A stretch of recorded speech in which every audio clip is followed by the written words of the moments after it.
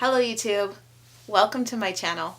My name is Elyse and I am here to share with you my debt-free journey. If you're interested in that, make sure you hit that subscribe button down below and hit that notification bell so you don't miss a single one of my videos. Now, today we're going to talk about our April budget. Yay! I've always made budgets. I think for the past 2.5 years I've made budgets, but the problem with me is that I have not looked at my budgets after I made them. And I think that's the key point why people fail with budgets. So that is why I have taken to trying to create a budget and making sure I do weekly check-ins, or just to make sure that I am staying on top of it. So today we're going to do my budget and for April, but there are two things that I want to comment about before that. The first is that if you have seen any of my previous videos, then you know that I was working towards an emergency fund, and unfortunately I was not able to meet my goal of $1,000 in March. But as sad as it is, I'm about $200 short, but as sad as that is, I would like to say that I am quite proud of myself because I was so focused on my goal that I actually managed to have many no-spend days. I didn't spend anything on things that I didn't need, things that I didn't want. I paid for my bills. I paid for food, very little food. I didn't eat out on my own dollar. And so I was very focused, and with that focus I was able to save up what I did. And I think in the end it's going to come to about $800, which is pretty good. It's just not what I wanted. Either way, so I managed to do that, and then I realized that next month is April, and if you're and I'm sure you all know, if you're in the budgeting world and you're worried about your finances, that next month is when taxes are due or your refund checks will come in. And I am self-employed, so I unfortunately will have to pay. Last year I paid everything quarterly. I paid estimated. However, I was still short, which really is a bummer. And so I'll have to add that onto my debt this year, unfortunately. But I need to pay for this year's first quarter in April, and I realized I've been so focused on the wedding. I'm going to have my wedding next month, my formal wedding next month, and just been very focused on things other than my finances, that I have not saved a penny for this next month's quarterly payments. So because of that, I will unfortunately have to take the money that I saved for my emergency fund and use that to pay my quarterly payment. I'm not excited about that, and I know we should have an emergency fund, but I'm stuck with two options. I can either take the money from my emergency fund to pay this on time, or I can put this on my credit card, which will increase the interest. And so I really don't like the latter option, and I don't really like the option of taking money from my emergency fund, but this is where I'm at. So oh well, it's kind of how I feel. I think I'd rather just pay it all up front. But if you have any advice on that, please let me know down in the comments. I'd really like to hear whether you think I should take the money from my emergency fund or put the bill on my credit card. I look forward to hearing you, and let's get started with my April budget. So here I am getting set up. I like to use a bullet journal style. I know a lot of budgeters and planners use a lot of stickers with their budgets, but that's kind of just not how I do things. I like to add a little color and just kind of create my own art with it. But so here I am. I have set up uh, 3 boxes. One is going to be for my income, my fixed expenses, my sinking funds. Oh, and also my fourth box here will be for my variable expenses. I don't usually budget well with variable expenses. I write them there, and I need to get better about it. I hope that I can do that after this month. Well, after the 13th. Um, Once the wedding is over, my husband and I plan to really get down and break down our income and our outcome, our budgets. We need to sit down and do it.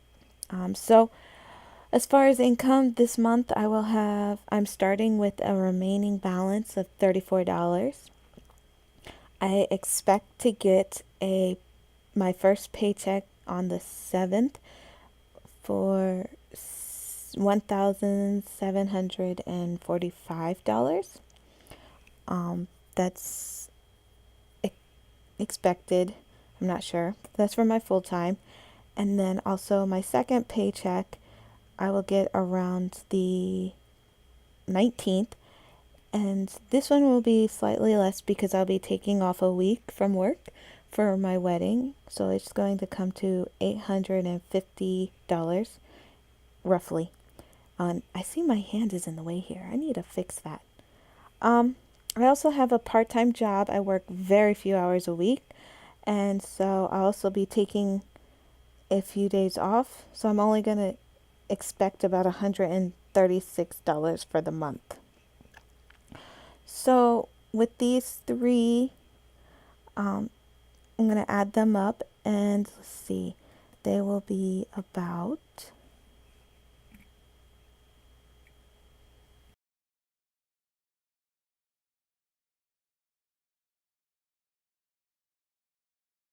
$2,765.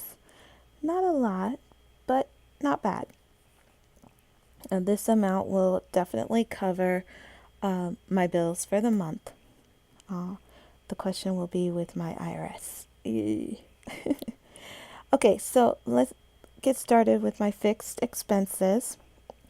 As I said earlier, my first paycheck of the month comes around the 7th. So I usually start my budgets from the 7th of the month to the 6th of the following month. So here you'll see my first bill due would be my Capital One due on the 9th, and it's going to be for $10. This is like a monthly subscription for Photoshop that's automatically deducted. So that card is always at a zero balance, thankfully. Next, on the 14th, I will have my student loans from Wells Fargo. There are 2 of them, and for the month, they total $138. And the next day will be my Fed loan, which has a lot that were consolidated at $98, followed by IRS at $250, and my rent at $300. Now, I live with my mom right now, so my rent is really, really cheap, and I'm so grateful for that. So that's why it's $300. Next, I have my Geico, which I have 2 cars on, my Verizon, which we paid the phone off on, so now we just pay this data plan.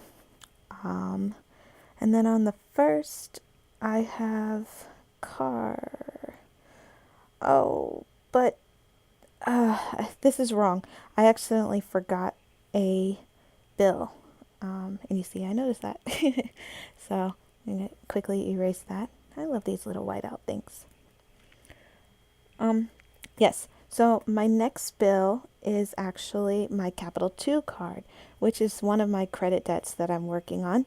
And so I expect to pay $153 as the minimum payment. Then my car at $428. And lastly, my Jared account for our wedding rings at $100. So with all these added up, they're going to come to, let's see, where's my calculator? Okay, here we go. Oh, let me get you guys in frame first. So weird. It's hard filming. I can't really see my video, so I don't know what's happening really. Okay, let's get started. So 10 plus 138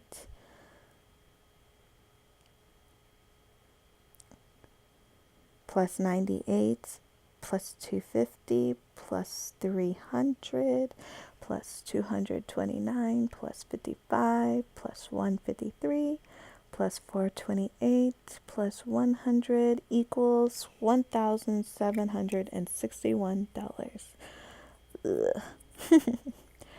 Okay, so with that means from my income, I will have a remaining balance of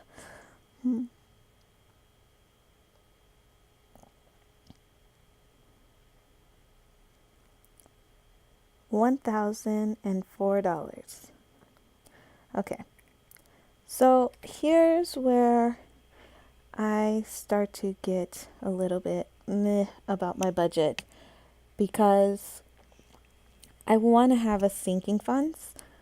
My cat, his yearly insurance is due in May for $450, and I'd like to take some money from my cash, but as you can see, I decided that I needed to worry about the variable expenses, which will be my IRS payment for the first quarter of 2019. And I'm guesstimating that that will be $1,550. Now, as you can see, my remaining balance here is $1,004. I'm not planning on using all of that on my IRS payment. I'm actually going to take the savings that I accumulated this month and put that towards my IRS payment. So it's not listed here on my budget. But in savings right now, I have, I think it's 661. So what's happening here is I'm subtracting my remaining balance after my fixed expenses from my IRS payment, and then I'm going to finish that total with my by adding my savings, the 661, to it, and then also the last paycheck I received in March.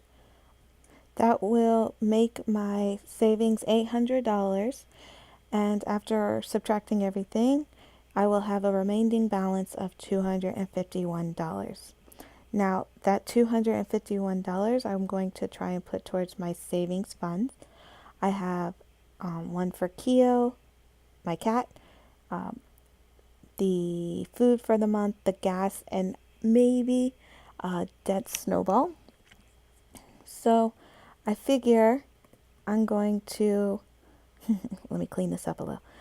I'm going to use about $100 for food this month, and then $30 for gas, because I don't really go anywhere. And so that's $130. I was going to put zero towards Keo to put money towards my debt snowball, but Keo is kind of more important. So I'm going to give him $100, and then I'll have $21 left for my debt snowball. Not much, but hey, a little is better than nothing. So if I add this up correctly, it will come to $251. Let's see. 100 plus 100 plus 30 plus 21. 251. Awesome. So with that, my savings are depleted and my income is depleted, and I am at a zero-based budget. Yay. Not the best situation, but hey, what can I do? Anyways, if you've made it this far, thank you so much. I really appreciate uh, everything today. If you have any comments, please leave them below. Some advice would be great. And I'll see you next time.